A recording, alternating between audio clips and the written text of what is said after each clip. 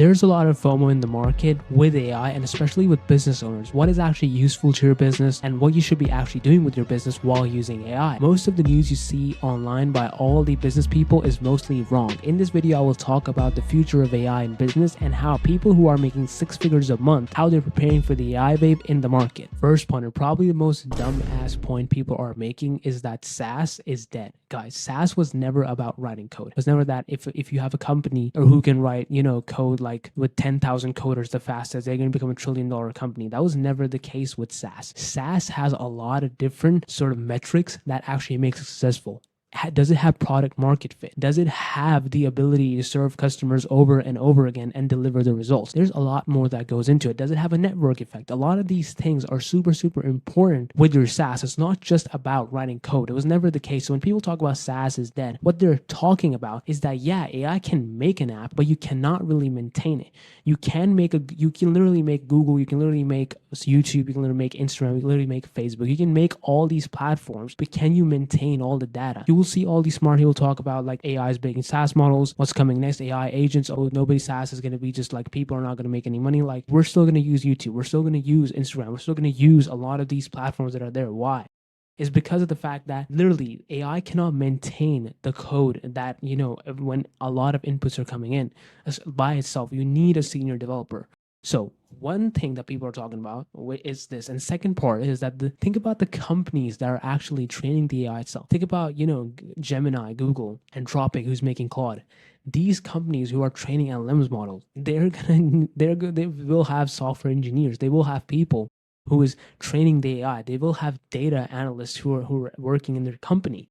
It's just not like when people talk about like, oh, AI is just going to come in as like software is still going to be there. There's going to be a bunch of software. There's going to be really software which people make, like small little mini apps you'll see on the like iOS store of like a tracker of this, a tracker of that, like a coffee tracker or something like that.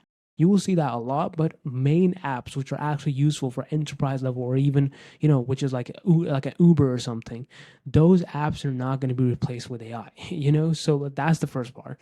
And the second part is that if you don't know how to code, you can't fix any bug in your softwares. So if you are thinking of making a SaaS or like an info marketer or like you were like, oh, let me create a SaaS product. If you don't know HTML, CSS, Java, if you can't read the code, the syntax, you're not going to understand where the bugs are happening. So how are you going to tell Claude, Gemini, or any of these platforms that, hey, I'm having an issue on the code here when you don't know what's wrong with it? So software is not dead, and that's the first part. So don't think that, oh, I'm just going to make a software company and I'm going to make a lot of money because, other software people are just not going to use don't think of it like that. Think like, okay, is there something that I can make with my current offer? Can I add into it? That's the biggest part. Or you're looking into the market and seeing gap. Okay, there's a gap in the market. Can I make a software about that? And does it have a network effect? Does it have a product market fit?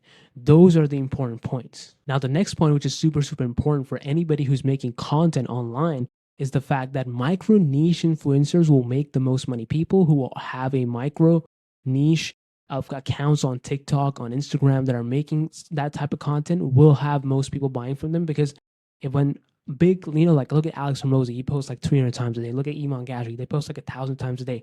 When they have AI, when they have their AI avatars and they have the money you spend to, post like 500 times a day, you cannot compete with that. And of course, people, they're still going to make money, but people that actually want to buy products, they're going to be with micro niche influencers. I pulled this off from Google and it talks about, like people who really have, like a vegan cooking, specialized tech, these sort of stuff, like, compare like celebrities. Let me give you a good example. If there's a mom in Washington that wants to buy a pair of new jeans, right?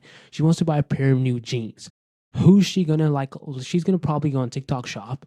She's gonna look at someone who's probably the same range, around 30 to 40 years old, and she's gonna buy the jeans from that lady. She's not gonna look at Kylie Jenner in Met Gala and be like, "Oh, I want to buy the jeans that Kylie's wearing." No, why? Because she trusts her more. Because she's like, "Oh, I can relate to this person, this lady who's 34 years old in Washington, making a video on TikTok about a pair of jeans." And that's why UGC creators and people who are making content on TikTok are making the most money right now. So since the trust is low in the industry, especially when it comes to, digital products and, just like selling courses, they want to buy from someone that who they can trust. Most people want to feel like the business owner is like their friend. It's like their mentor. They're helping them. Okay.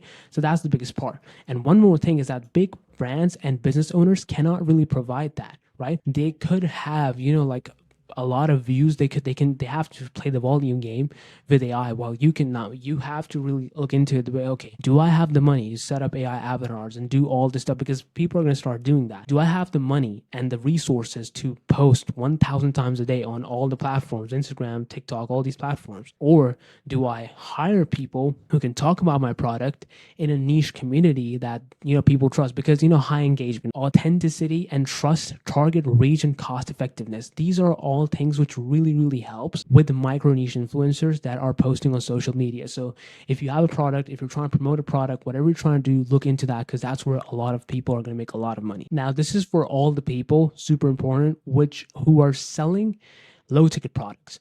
Now, if you're selling low ticket products, first of all, like, you shouldn't be selling low ticket products if like that's your main thing, even if you have a lot of followers, because of this one single thing, is that AI influencers will sell low ticket products. And why is that? Because I told you about the AI avatars. They can post 100 times a day on TikTok or Instagram, right? How can you compete with that if you're someone who has a personal brand? Now, I could say, yeah, they'll not buy from this, blah, blah, blah.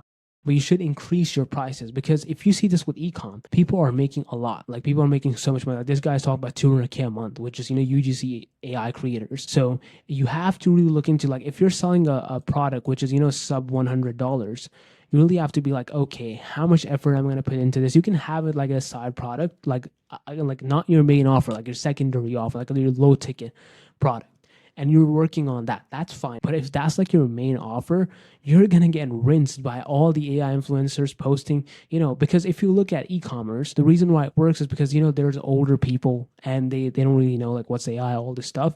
So they buy it. But kids who are young, they're also going to have that. And these people are going to post so many times a day that they're going to buy the PDF guides and how to make money online from the AI influencers. So if you're someone who is selling low ticket, you really should either switch up your offer or just, become like, start doing AI content yourself. Otherwise, these people are going to dominate the market when it comes to low ticket. Now, this is a part that might trigger some people who are talking about jobs and business in general, which is that AI, it will not destroy all the jobs. They might be like, Alex, what are you talking about when it comes to job? New York Times Post is saying that Economist One dismissed the AI job threat, but not anymore. These people are talking about it. Let me tell you a story that I found from the ex-president of Tesla, like Tesla, the car company, John. He gave an example of a technological revolution of phones. Back in the day, unless like, super old people used to do it, when you had to make a phone call, there would be someone on like the other side who would connect the phone lines to the person trying to call. And this was like a big job back in the day. Like, they would connect the phone lines and then you can make a phone call. But when technology got evolved, when people, had cell phones and they could just call from that, this job completely disappeared. And this was a big job. So AI will first automate the job, but guess what happened next? Call centers came in. Call centers, because entrepreneurs were like, okay, if I can make that many calls, because this used to, cost a lot of money. This doesn't, but when the technology evolved. So entrepreneurs thought, what can we sell now? Because we have that. So then all these people who lost their jobs were now working in a call center. And that's the thing. Then AI will create the jobs. Think of any technological revolution. This is super key. AI will first, like, all the jobs will be probably gone, like in a lot of industries, but then entrepreneurs will see the opportunity and then create jobs. And that's the biggest point.